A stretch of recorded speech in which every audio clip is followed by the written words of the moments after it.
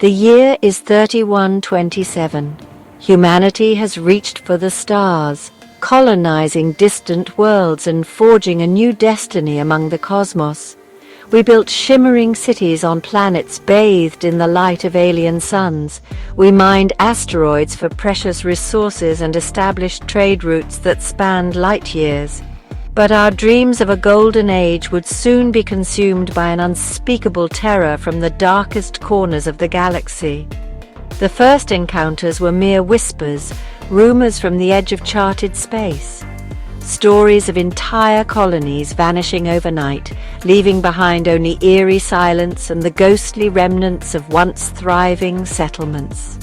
Then the disappearances grew more frequent, creeping closer to the heart of human-controlled space.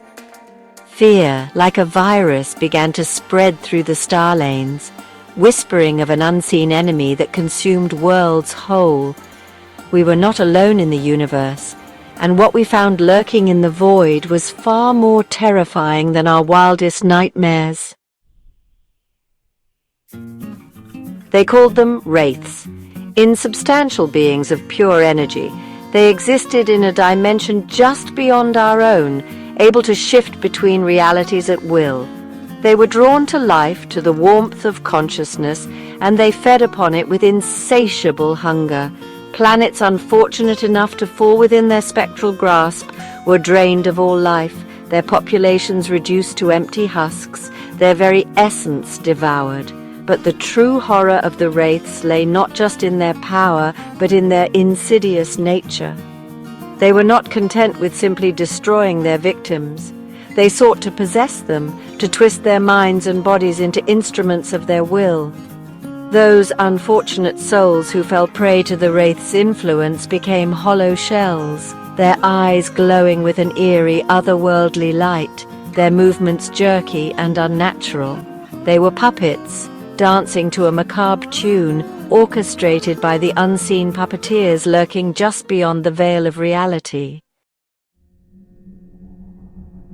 Faced with this existential threat, humanity united under the banner of the Galactic Dominion, a coalition of worlds dedicated to ensuring the survival of our species. Fleets of warships were constructed, their hulls bristling with weapons designed to combat the spectral menace. Scientists toiled tirelessly in their labs, seeking to understand the nature of the Wraiths and develop technologies capable of repelling their insidious attacks. But the Dominion's efforts proved woefully inadequate. The Wraiths were masters of deception and manipulation, their movements unpredictable, their attacks swift and devastating. Entire fleets were lost in futile attempts to engage the spectral enemy, their weapons passing harmlessly through the Wraiths' insubstantial forms. And as the death toll mounted and worlds continued to fall silent, a chilling truth began to dawn on the beleaguered defenders of humanity. This was not a war we could win. It was a desperate struggle for survival against an enemy that seemed unstoppable. The warship Revenant sliced through the vast emptiness of space, its engines humming with a deep, rhythmic throb. On the bridge, Commander Liora Vex stared intently at the tactical display, her brow furrowed in concentration. A veteran of countless battles, Liora had seen more than her fair share of death and destruction during her years in the Dominion Navy. But nothing could have prepared her for the horrors that awaited her on the remote mining colony of Viridian 9. The distress call had been garbled, fragmented, but the urgency in the sender's voice was unmistakable. Viridian 9, a vital source of rare minerals for the Dominion war effort, had gone dark. All attempts to re-establish contact had failed. Liora and her crew, aboard the heavily armed Revenant, were dispatched to investigate. As they approached the system, a sense of unease settled over the crew. The usual chatter on the comms had died down, replaced by an oppressive silence. Something was wrong, deeply wrong. Viridian 9 loomed large on the bridge's main view screen, a once thriving mining colony, now shrouded in an unnatural darkness. A thick, swirling fog, tinged with an unhealthy green luminescence, clung to the planet's surface, obscuring all but the faintest outlines of the mining platforms and habitation modules below. The silence was absolute. No radio chatter, no mining lasers, no signs of life. "Launch probes," Liora ordered, her voice tight with apprehension. "Full sensor sweep. I want to know what we're dealing with." The probes shot off from the Revenant, disappearing into the swirling fog below. Minutes crawled by, each one an agonizing eternity. Then, one by one, the probes went offline, their signals abruptly cut short. The silence remained unbroken. Liora felt a chill run down her spine. This was no ordinary malfunction. This was the work of the Wraiths. "Deploy boarding parties!" Liora commanded, her voice firm despite the growing knot of dread in her stomach. "We're going in!" Armed with pulse rifles and energy shields, Liora and her team descended towards the planet's surface in heavily armored drop pods. The fog pressed against the viewport, obscuring their vision. The only sound was the hiss of the life support systems and the frantic beating of their own hearts. As they stepped out onto the landing platform, the silence was broken by a low guttural moan. It seemed to emanate from the fog itself, sending shivers down their spines. "Spread out," Liora whispered, her hand hovering near the activation switch of her plasma rifle. "And keep your eyes open. We don't know what we're dealing with here."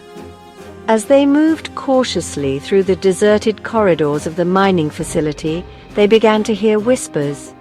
Faint at first, barely audible above the whine of the wind and the creaking of metal.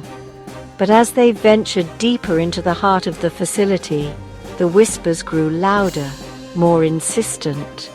They were speaking in tongues, their voices twisted and distorted, filled with an unspeakable malice. The first attack came without warning. A shape, barely discernible in the fog, lunged from the shadows, its claws outstretched.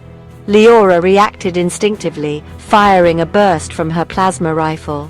The energy bolt struck their target, but instead of the satisfying sizzle of vaporized flesh, there was only a hollow thud. The creature stumbled back, seemingly unharmed. It was then that they saw its eyes, glowing with an eerie internal light, empty sockets staring back at them with a hunger that chilled them to the bone. It was a husk, a twisted mockery of a human being, its flesh withered and pale, its movements jerky and unnatural, and it was not alone. From the fog, more figures emerged, their eyes burning with the same unholy light. The air was filled with the screams of the damned and the hiss of plasma fire. Liora and her team fought back with the ferocity born of desperation, but for every husk they cut down, two more seemed to take its place. They were fighting a losing battle against an enemy that seemed to regenerate as quickly as they could kill it. Liora and her team battled their way back to their drop pod, the fog thick with the stench of death and decay. They had lost men, good soldiers, torn apart by the relentless horde. But as they prepared to launch, a horrifying realization dawned on them. The whispers, they were no longer coming from the fog, they were coming from inside their own minds. "Get to the ship!" Liora screamed, her voice barely audible over the cacophony in her head, but it was too late. The fog had seeped into their minds, insinuating itself into their thoughts, their memories, their very essence. They were no longer in control. Their bodies moved with a will of their own, their fingers reaching for weapons, their eyes glowing with the same eerie light that had haunted them since their arrival. They had become the very things they had come to destroy. As the Revenant sped away from Viridian 9, its engines screaming defiance into the void, the crew celebrated their narrow escape. But deep within their minds, a seed had been planted, a seed of darkness and despair. The Wraiths had already won, for they had claimed something far more valuable than their lives. They had claimed their souls. And in the cold, uncaring expanse of space, there was nowhere to run, no escape from the void.